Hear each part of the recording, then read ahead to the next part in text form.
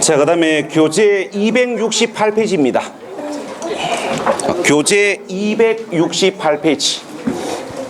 자, 교재 268페이지 가셔가지고, 자, 지금부터 양도 개념을 보시겠습니다.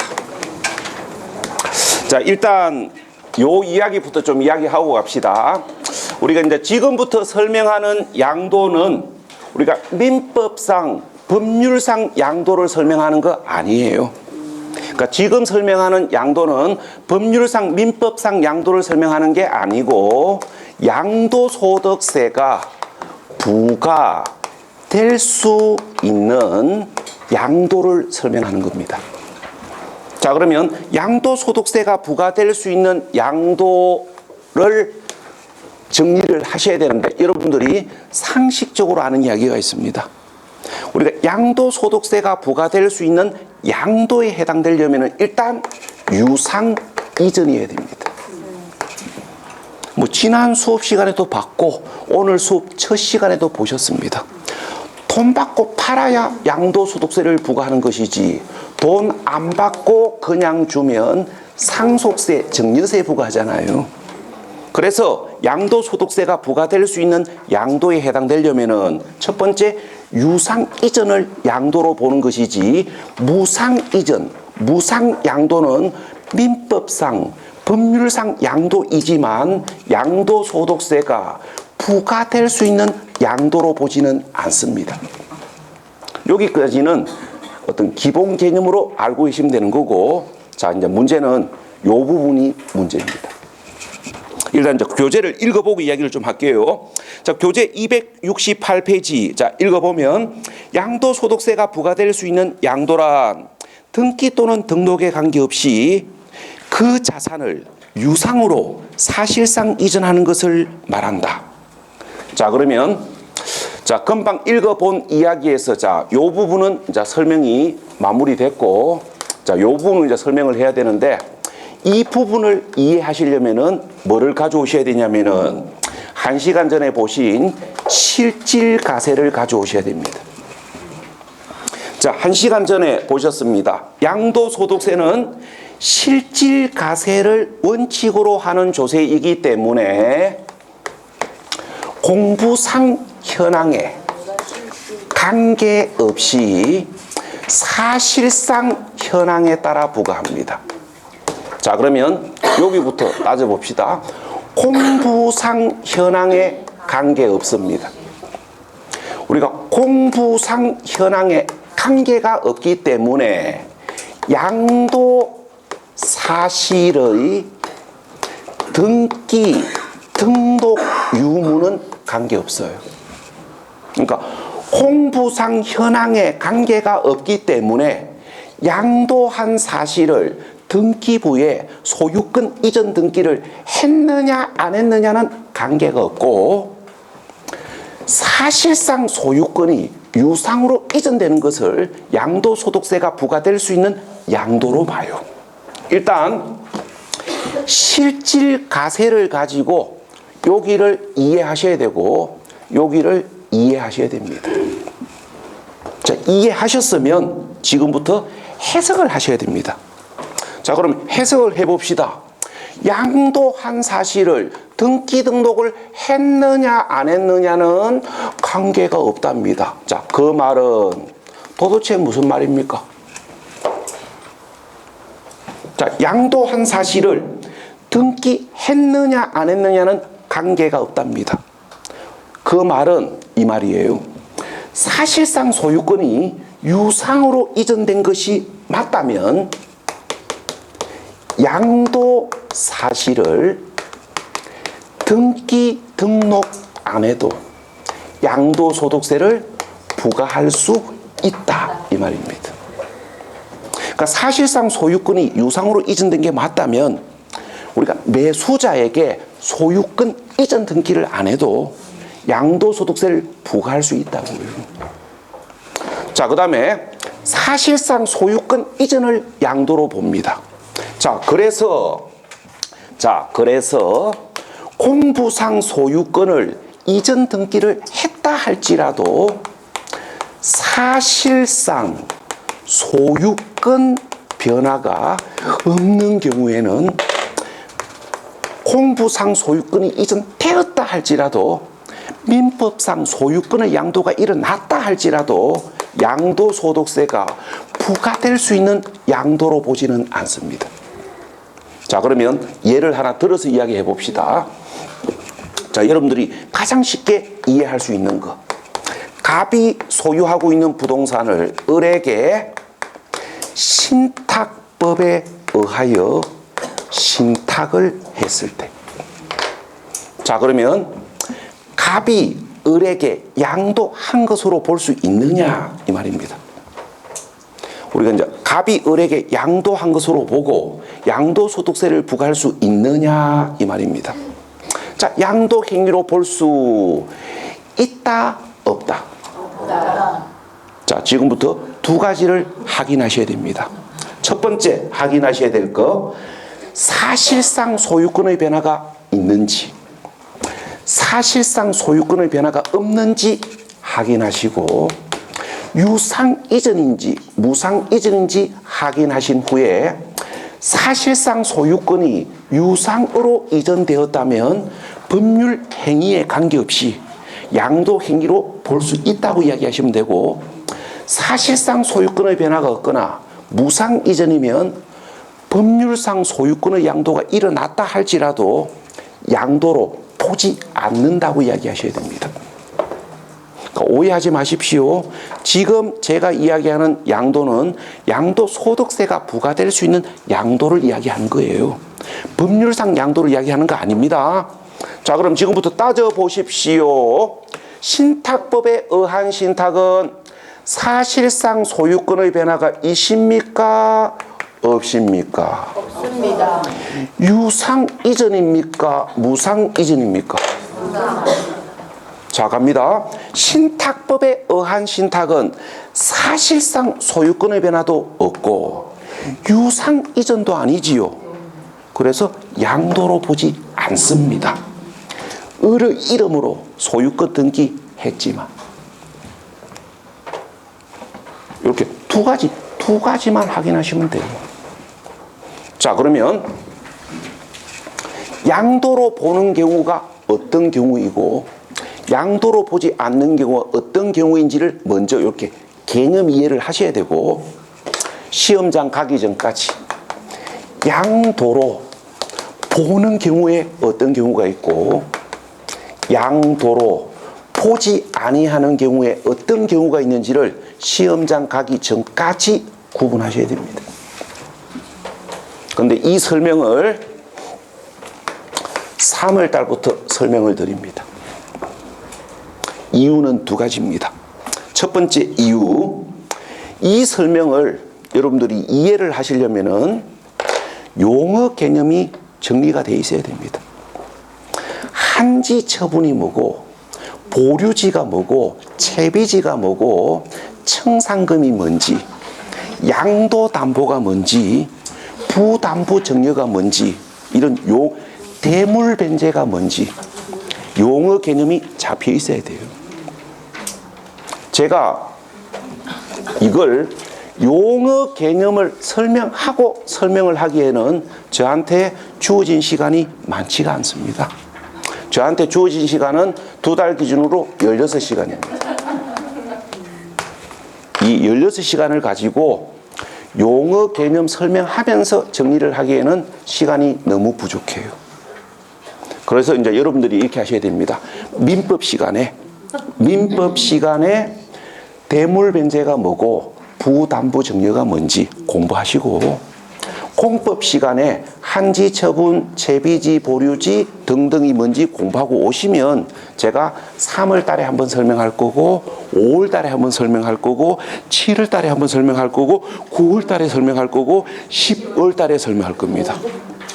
앞으로 5번을 더 설명할 거예요. 그래서 1월 달은 요거 설명 안 합니다. 일단 민법, 공법 공부하고 오면 3월 달부터 5번 설명할게요. 자, 그래서 오늘은 이렇게 개념만 설명드립니다. 자, 그 다음에 교재 몇 페이지 가시냐면은 305페이지 갑니다. 305페이지. 그 양도소득세 비과세는 우리가 다음 수업 시간에 이렇게 한꺼번에 정리를 해드릴 거고요. 오늘은 양도 시기를 먼저 보겠습니다. 자, 교재 305페이지.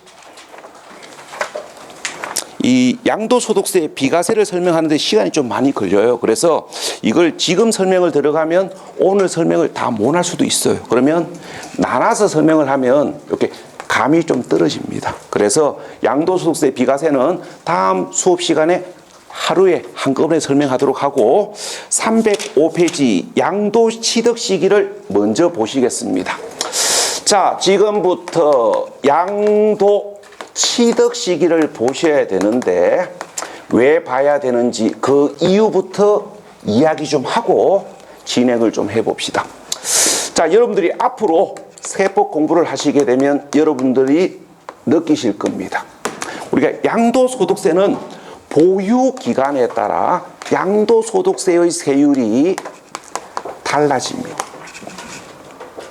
우리가 주택 기준으로 설명하면 우리가 주택을 양도했을 때의 양도소득세의 세율은 보유기간에 따라 달라지고 주택 보유기간이 1년 미만이면 40%, 1년 이상이면 최저 6%에서 최고 42%의 일반 세율을 적용합니다. 자, 그런데 2021년 1월 1일 이후에 양도하면 법이 바뀝니다. 그러니까 올해 중에 팔면 이렇게 돼요. 자, 그런데 2021년 1월 1일 이후에 주택을 양도하면 보유기간이 1년 미만이면 50%, 1년 이상 2년 미만이면 40%, 2년 이상 보유해야 6에서 42% 일반 세율을 적용합니다. 내년부터 이렇게 바뀝니다. 요게 작년 12월 16일 날 발표된 1216 부동산 대책입니다. 결론적으로 무슨 이야기입니까? 그러니까 이 주택을 팔았을 때 양도소득세의 세율을 이렇게 정해놓으니까 사람들이 주택에 쉽게 투기를 한다는 겁니다. 왜? 1년 이상만 보유하면 기본세율이니까. 그래서 쉽게 투기 못하도록 법을 이렇게 바꾸는 거예요. 그럼 이제 뭐 해야 됩니까? 2년 이상 보유해야 기본세율이거든요. 그래서 투기를 억제하는 효과가 있기 때문에 세율을 이렇게 바꿉니다. 투기하시는 분들이 바꾼다고 불만이 많습니다. 뭐 우리는 뭐 바꾸든지 말든지 어차피 대다수 일반인들은 최소 2년은 보유하니까 뭐 하려고? 비과세 받으려고. 그래서 일반인들은 뭐 바꾸든지 말든지입니다. 근데 문제는 이제 이게 다주택자들, 투자 목적, 투기 목적으로 구입하신 분들이 법이 자꾸 강화되니까 우리가 이제 뭐 정부를 향해서 어떤 쓴소리를 자꾸 합니다. 기분 나쁘다고. 저도 별로 법을 바꾸는 부분에 대해서 별로 반갑지는 않습니다. 저도 하나 팔아야 되는데. 자, 그 다음에 이제 보유 기간에 따라 뭐가 달라지냐면은 주택 비과세가 달라져요. 뭐 조금 전에 이제 보셨습니다. 주택을 팔았을 때 비과세를 받으려면은 2년 이상 보유하고 파셔야 됩니다. 그 다음에 보유 기간에 따라 뭐가 달라지냐면은 장기 보유 특별 공제가 달라져요. 우리가 참고로 장기 보유 특별 공제를 공제받으려면은 장기 보유해야 되겠지요. 그게 몇 년입니까? 그게 3년 이상입니다. 3년 이상을 보유해야 장기 보유 특별 공제를 받을 수 있고 보유 기간에 따라 공제율이 달라져요. 그래서 결론, 우리가 양도소득세는 보유 기간에 따라 세율이 달라지고 주택 비과세가 달라지고 장기 보유 특별 공제가 달라집니다. 그러면 보유 기간이라는 건 여러분들이 상식적으로 알고 계십니다. 취득일로부터 양도일까지가 보유 기간이라는 건 상식적으로 알고 계십니다. 근데 이제 문제는 이게 문제예요. 문제는 취득 시기가 어떻게 되는지, 양도 시기가 어떻게 되는지를 구분하셔야 됩니다. 예를 들어서 우리가 단순하게 이야기해 봅시다. 잔금 지급일을, 등기일을 양도 취득 시기로 볼 건지가 구분이 되셔야 돼요. 그러니까 잔금 지급일이 양도 시기인지, 등기일이 양도 시기인지, 계약일이 양도 시기인지 이게 구분돼야 됩니다. 그 다음에 우리가 계약서상 잔금 지급일과 사실상 잔금 지급일이 다른 경우도 있잖아요. 그러면 계약서상 잔금 지급일과 사실상 잔금 지급일 중 언제를 양도 시기로 볼 거냐. 그러니까 이 취득 시기와 양도 시기를 구분할 줄 알아야 정확한 취득일과 정확한 양도일을 구분함으로 인하여 제대로 된 보유기간을 판정할 수 있습니다.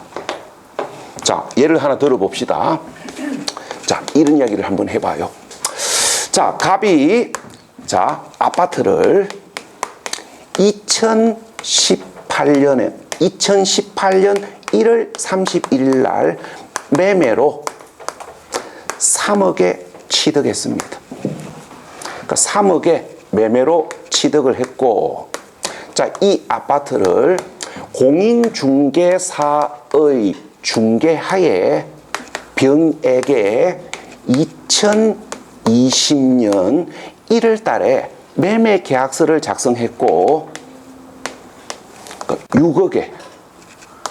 6억에 매매 계약서를 작성했는데, 자, 계약일은 2020년 1월 10일이고 계약서상 잔금 지급일은 1월 30일이고 등기일은 2월 1일이라고 가정합시다. 자, 그러면 자, 이렇게 이야기해 봐요. 자, 그다음에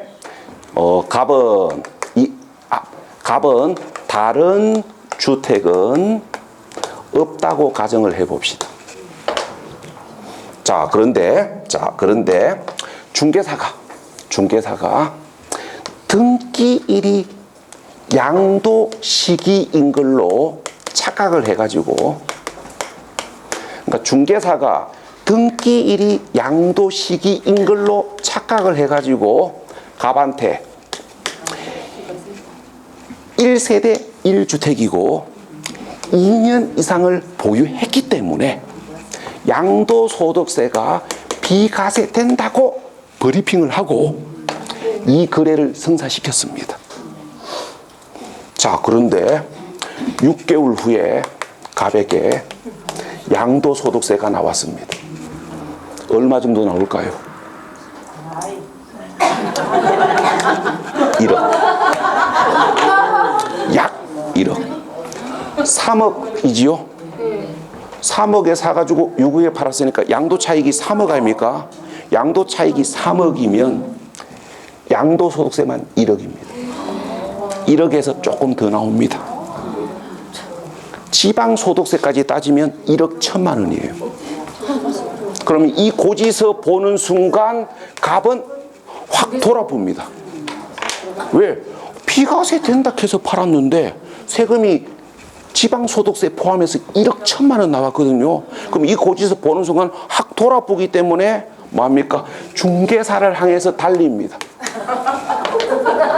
중개사무실 문 열고 들어가면서 한 방 날립니다. 네가 벌써 이제 명칭이 달라졌습니다. 왜? 돌았거든.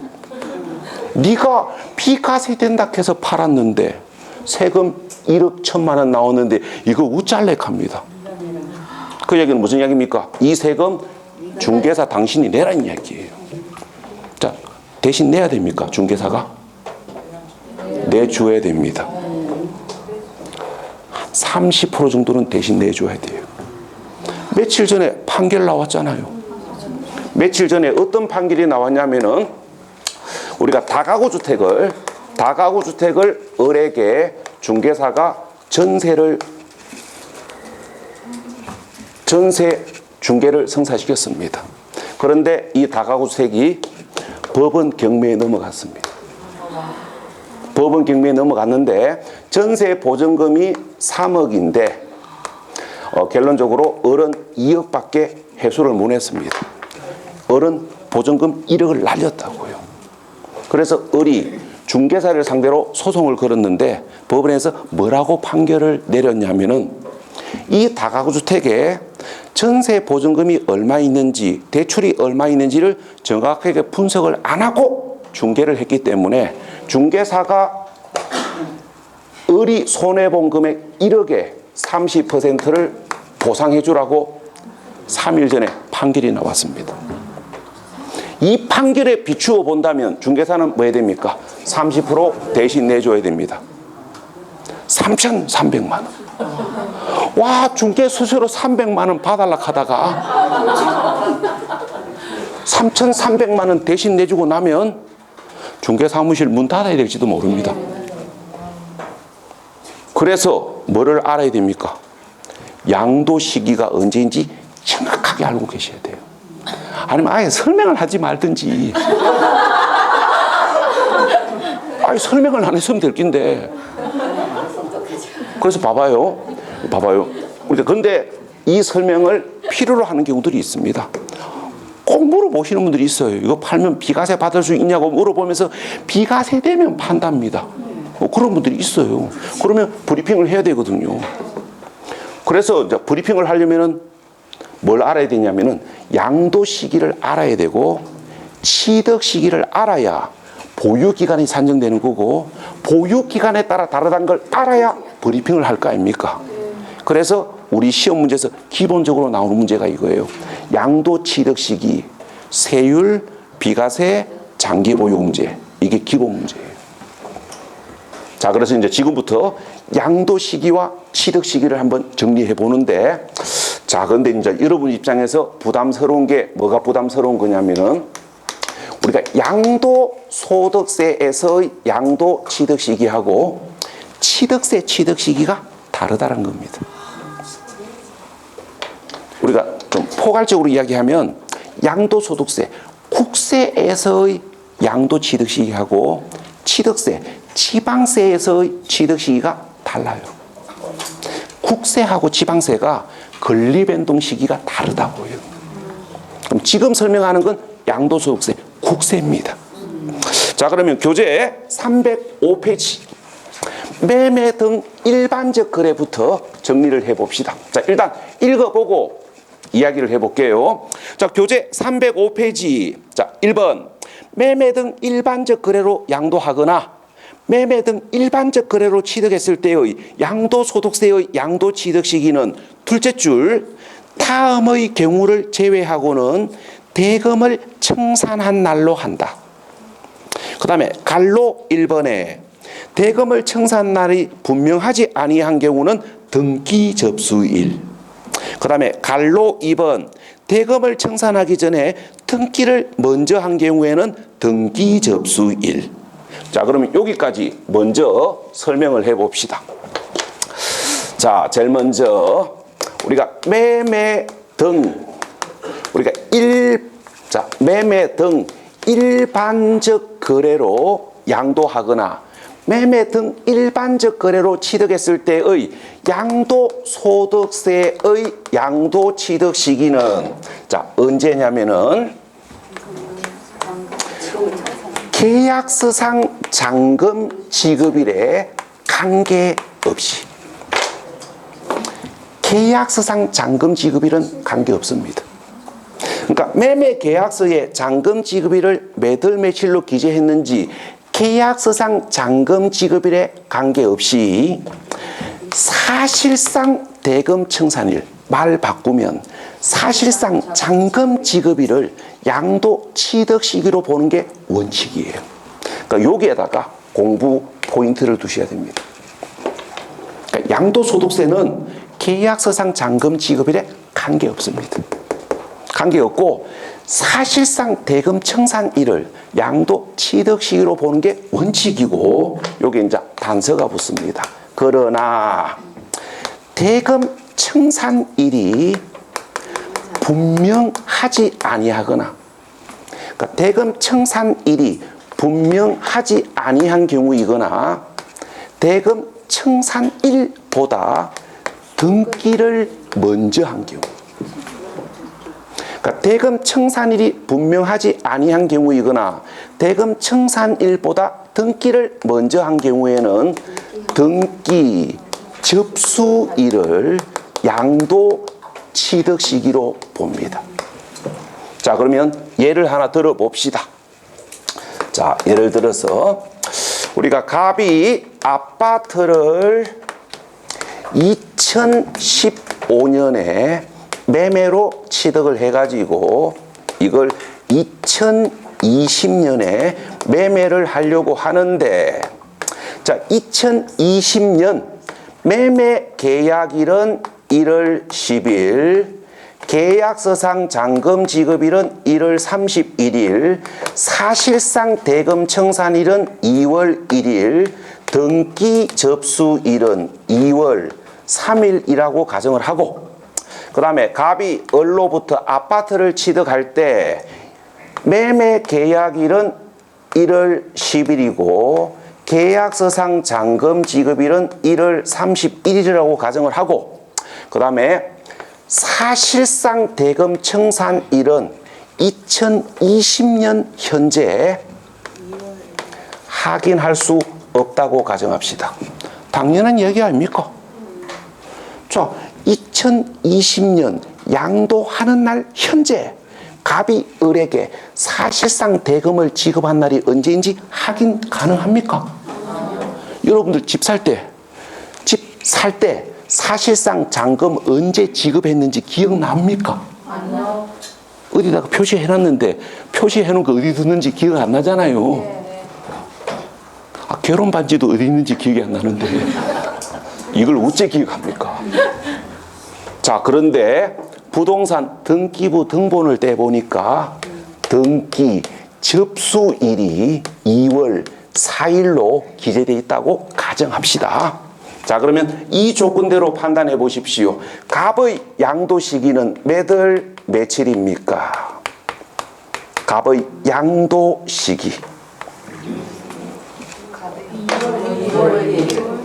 자, 가봅시다. 자, 매매 등 일반적 거래로 양도했을 때의 양도소득세 양도 시기는 계약서상 잔금 지급일에 관계없이 사실상 대금 청산일이 원칙이고, 대금 청산일이 분명하지 아니하거나 등기를 먼저 하면 등기 접수일인데, 대금 청산일 분명하고 등기를 먼저 한 거 아니지요? 그래서 갑의 양도 시기는 사실상 대금 청산일인 2020년 2월 1일입니다. 자, 그 다음에 갑의 취득 시기는 몇 월 며칠입니까? 2월 4일. 자, 정리 마무리해 봅시다. 계약서상 잔금 지급일에 관계없이 사실상 대금 청산일을 취득 시기로 보는데 대금 청산일이 분명하지 않지요. 그래서 갑의 취득 시기는 등기 접수일인 2015년 2월 4일. 이렇게 판정하는 거예요. 뭐 내용 자체는 뭐 헷갈릴 건 없습니다. 뭐 단순해요. 여기만 실수 안 하시면 됩니다. 그 다음에 교재 305페이지 장기 할부입니다.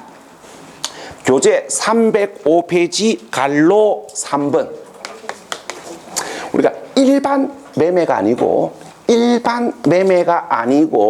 장기 할부로 매매했을 때의 양도 취득 시기는 등기 접수일, 인도일, 사용 수익일 중 빠른 날입니다.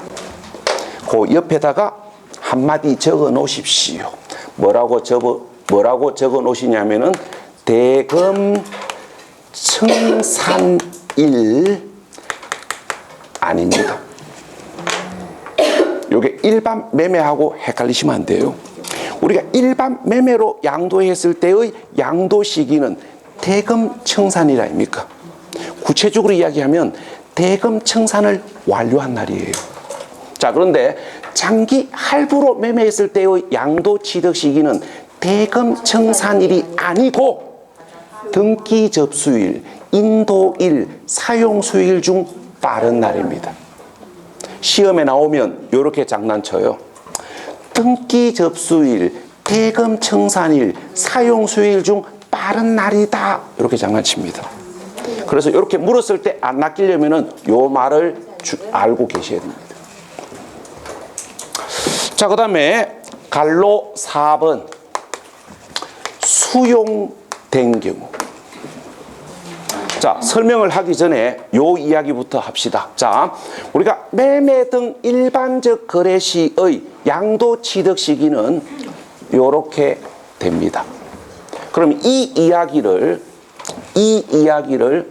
총합적으로 정리하면 어떻게 돼요? 대금 청산일이 원칙인데 등기를 먼저 하면 등기 접수일이랍니다. 그럼 이 이야기를 종합적으로 정리하면 대금 청산일과 등기 접수일 중 빠른 나라입니까? 자, 그럼 요거 이해하시고, 자, 그럼 지금부터 수용된 경우입니다. 우리가 수용된 경우의 양도 시기가 언제인지를 참고하셔야 되는데, 자, 수용도 매매지요. 수용도 매매이기 때문에 대금 청산일, 등기 접수일 중 빠른 날이에요. 그런데 요게 하나가 더 들어갑니다. 수용 개시일이 하나 더 들어가요. 왜 수용 개시일이 하나 더 들어가냐면은, 자, 수용에 불만을 가지고 보상금 수령을 거부하시는 분들이 계십니다. 그러면 공공사업 시행자는 어떻게 합니까? 공공사업 시행자는 잠시 기다려보고 수용 보상금 수령을 계속 거부하면 수용 보상금을 법원에다가 공탁을 해놓고 강제로 수용합니다. 그게 뭡니까? 수용 개시일이에요. 그래서 일반 매매는 대금 청산일, 등기 접수일 중 빠른 날이고, 수용은 수용 개시일이 하나 더 있습니다. 그래서 대금 청산일, 수용 개시일, 등기 접수일 중 빠른 날. 그 다음에 교재 306페이지 상속. 자, 306페이지 상속. 자, 그림을 하나 그려놔놓고 이야기를 해봅시다. 자, 가끔 이것 때문에 저한테 질문을 하러 오시는 분들이 계시는데, 우리가 피상속인이 사망을 하심으로 인하여 상속이 개시된 것을 갑이 상속을 받아서 갑의 이름으로 등기를 하고 이걸 언젠가는 양도를 하게 될 겁니다. 자, 그러면 우리가 상속에 의하여 취득한 재산의 취득 시기가 언제인지를 알아야 보유기간을 산정할 거 아닙니까? 그래서 상속에 의하여 취득했을 때의 취득 시기가 필요한 겁니다. 자, 그러면 상속에 의하여 취득했을 때의 양도소득세에서의 취득 시기는 상속 개시일입니다. 자, 그런데 시험장 가면 자꾸 물어봅니다. 상속 받은 날이 맞냐고. 상속 받은 날이 아니고 상속 개시일이에요. 그런데 이제 문제는 우리가 대부분의 일반인들이 상속 받은 날이 언제인지를 오해를 하고 계십니다. 대부분의 일반인들은 상속 개시일이 상속 받은 날로 오해를 하고 계십니다. 상속 개시일이 상속 받은 날이 아니에요. 그 대다수 일반인들은 이렇게 착각합니다. 상속 개시일, 우리 아버지 눈 감으신 날 상속 받은 걸로 알고 계십니다. 그거는 우리의 착시 현상이에요. 자, 아버지 눈 감은 날이 상속받은 날이 아닙니다. 왜 아닌지 제가 보여드릴게요. 자, 피상속인이 눈 감기 직전에 다 모이라고 눈빛을 보냅니다. 그래서 다 모이니까 배우자 얼굴을 쳐다보면서 뭐라고 말씀하십니까? 당신한테는 못 주겠답니다. 왜 못 줍니까? 깊은 뜻이 있어서 못 주는 겁니다. 왜? 세금 때문에. 상속하고 또 상속하면 세금 이중 내야 되잖아요. 그래서 그래 깊은 뜻이 있는 겁니다. 자, 그 다음에 딸내미 얼굴 쳐다보면서 뭐라고 이야기합니까? 시집 갔으니까 시아버지 돌아갈 때 잘 챙기랍니다. 라고 이야기를 하면서 모든 재산을 제사 지낼 아들에게 모두 상속을 하겠다고 마지막 말씀을 남기시고 눈을 감으셨습니다. 그러면 이 아들은 뭐 해야 됩니까? 표정 관리를 잘 해야 되지. 갑자기 나도 모르게 입이 쫙 찢어지고 그러면 안 됩니다. 아버지가 눈을 감았는데 이 꼬리가 쫙 찢어지면 왜 합니까? 자, 그 다음에 표정 관리 잘 하시고, 그 다음에 뭐 하셔야 됩니까? 장례식 잘 치르시고. 근데 이제 문제는 이게 문제입니다. 여동생이 울산에 있는 계림법학원에서 중개사 공부할 때 뭘 공부하셨냐면은 유류분을 공부했습니다. 이거 몰랐으면 몰라도 알고는 또 그냥 못 지나갑니다. 그래서 장례식 끝나고 사모 끝나고 나서 오라버니한테 전화합니다. 오라버니 별다방에서 2시에 좀 보자입니다. 그래서 이제 오라버니가 별다방 가니까 우리나라에 이 유류분이라는 아주 훌륭한 제도가 있답니다. 유류분이 뭐냐면은 이거예요. 법적으로 상속 권한이 있음에도 불구하고 상속을 받지 못한 자가 상속받은 자에게 자기의 민법상 상속 지분에 해당하는 50%를 상속받은 자에게 청구할 수 있는 권리가 유류분이고, 이 유류분은 유언보다 우선합니다. 왜? 이거는 민법에 있거든요. 민법에 있기 때문에 유언보다 우선해요. 그러면 이 오라버니가 유류분이 뭔지를 알고 있고, 여동생의 의사를 알고 있다면 알아서 얼마를 여동생한테 주겠지요. 근데 이제 이 오라버니가 유류분이 뭔지를 모르고 고집이 세면 뭐라고 합니까? 나는 아버지 유언을 끝까지 지킨답니다. 안 주겠다는 얘기잖아요. 그러면 이제 대화가 안 되니까 어디 가봐야 됩니까? 법원에. 그렇죠. 법원에 가봐야 됩니다. 그 법원에 가가지고 오라버니를 상대로 해서 소송을 걸면 100% 여동생이 승소합니다. 왜? 유류분은 유언보다 우선하기 때문에. 그거 봐요. 아버지 눈 감으신 날 상속받은 거 아니잖아요. 그거는 여동생이 유류분이 뭔지 몰랐을 때 이야기입니다. 아버지가 눈 감으신 날이 상속받은 날이 아니에요. 언제가 상속받은 날이냐면은 여동생한테 인감증명 받아가지고 내 이름으로 등기해야 상속받은 겁니다. 우리 생각하고 법하고 다르잖아요. 그런데 대다수 일반인들이 아버지 눈 감으신 날이 상속받은 날인 걸로 착각을 하고 계십니다. 우리가 법률상으로 이야기하면 상속받은 재산을 내 이름으로 등기하는 날이 상속받은 날이에요. 일단 상속받은 날이 언제인지 정확하게 이해하시고, 자, 상속에 의하여 취득했을 때의 취득 시기는 상속받은 날, 등기한 날이 아니고 상속 개시일이에요. 요거 헷갈리시면 안 돼요.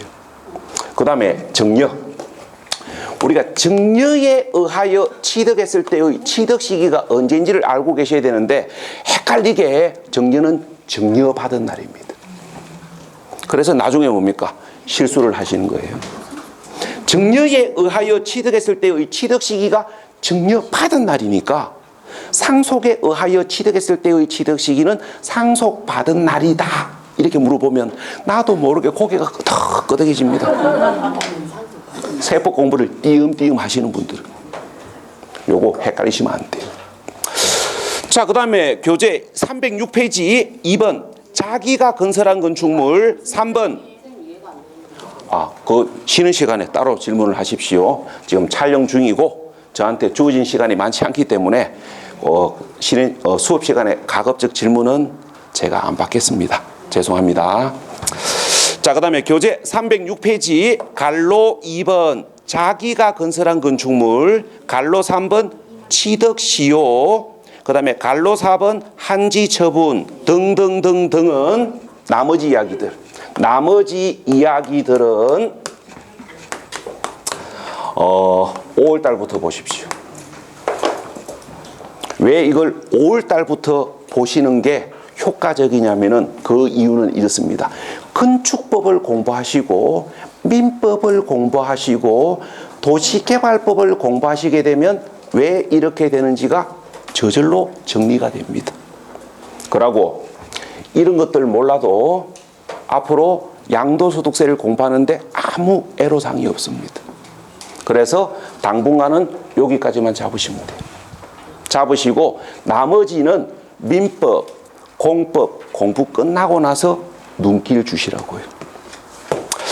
그 다음에 교재 307페이지.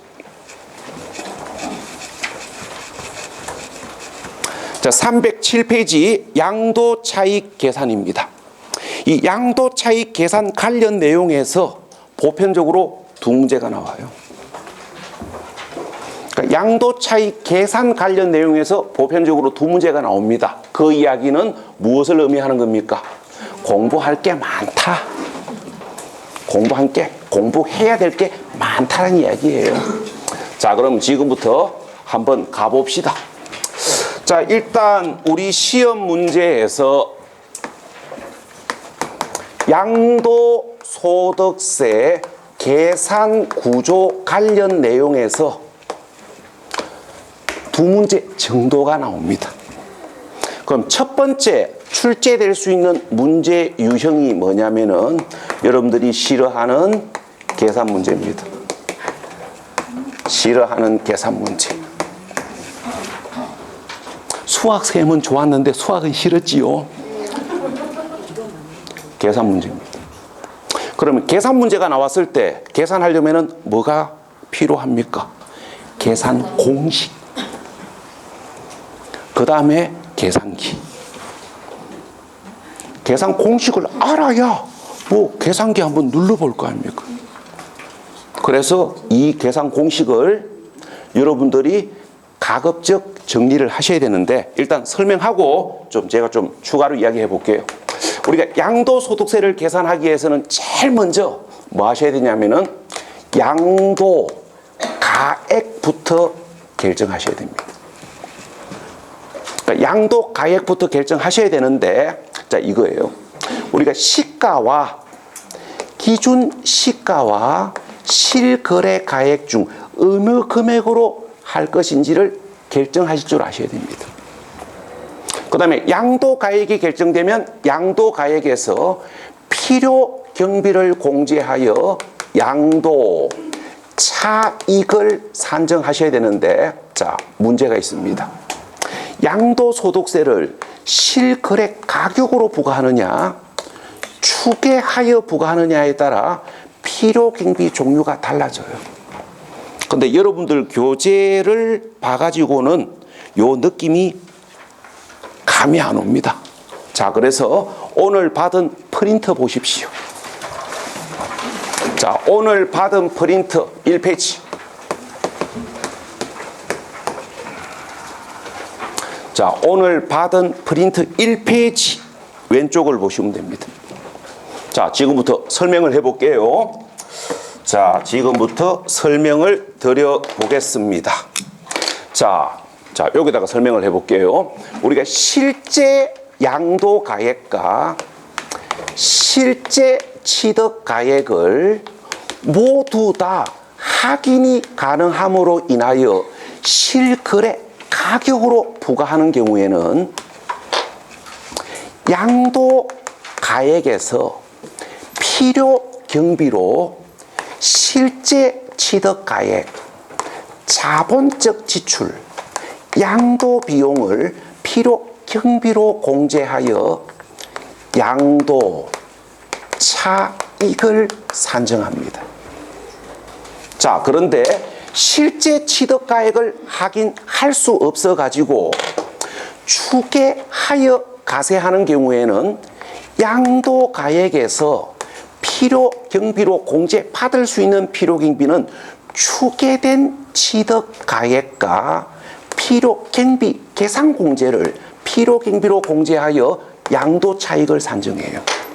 그래서 프린트 보시면 실거래 가격으로 부과하느냐, 추계하여 부과하느냐에 따라 필요 경비로 공제받을 수 있는 필요 경비 범위가 다릅니다.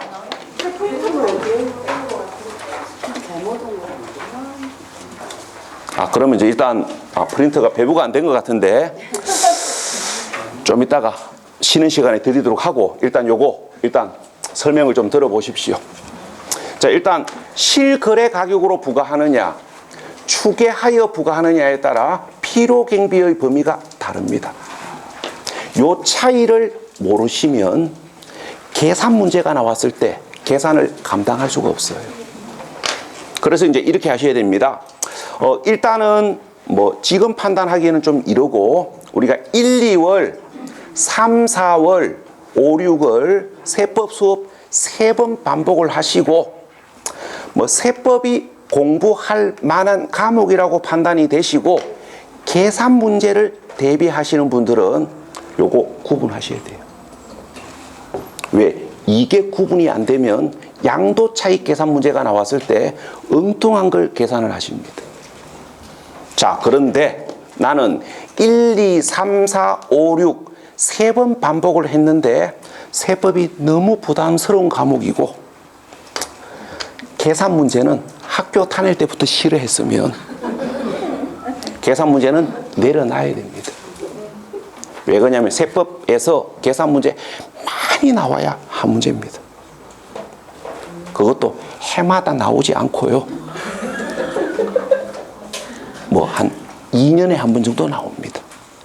그래서 세법 자체가 부담스럽고 학교 다닐 때부터 계산하는 거 안 좋아했으면 과감하게 계산 문제는 세법 계산 문제는 내려놓으셔야 돼요. 그래서 우리가 나중에 7월 달에 우리가 계산 문제를 마음을 비우신 분들은 요거 몰라도 됩니다. 그러니까 계산 문제를 도전하시려면 이 차이를 알아야 되는 거고 계산 문제 마음을 비우신 분들은 요 이야기는 몰라도 돼요. 자, 그런데 나머지 이야기는 잡으셔야 됩니다. 그러니까 요런 이야기는 잡으셔야 돼요. 우리가 양도소득세를 계산하기 위해서 제일 먼저 양도가액을 결정하셔야 되고 양도가액이 결정되면 양도가액에서 필요 경비를 공제하여 양도 차익을 산정하셔야 되고 양도 차익이 산정되면 양도 차익에서 우리가 이제 장기간 보유한 자의 세금 부담을 완화시켜 주기 위하여 양도 차익에서 장기 보유 특별 공제를 공제하고 양도 차익에서 장기 보유 특별 공제를 계산하여 계산된 금액을 양도 소득 금액이라고 이야기하고요. 그 다음에 양도 소득 금액이 계산이 되면 양도 소득 금액에서 양도 소득 기본 공제를 공제하고 양도 소득 기본 공제를 공제하여 계산한 금액을 양도 소득 가세 표준이라고 이야기하고 그 다음에 가세 표준이 결정이 되면 가세 표준에다가 세법에서 정하고 있는 세율을 곱하시면 요게 산출세액이 되는데 여기까지는 여기까지는 기본 공식을 잡으셔야 됩니다. 이건 몰라도 실거래 가액으로 부과하느냐, 추계하여 부과하느냐에 따라 필요경비의 종류가 다르다라는 건 계산 문제 마음을 비우신 분들은 몰라도 되는데 기본 계산 구조는 알고 계셔야 돼요. 왜냐하면 이 계산 구조가 어떻게 되는지를 알아야 공부 질서가 잡히고요. 그 다음에 시험 문제에서 이런 문제가 나와요. 장기 보유 특별공제는 양도 소득금액에서 공제한다. 이래 물어봐요. 틀렸지.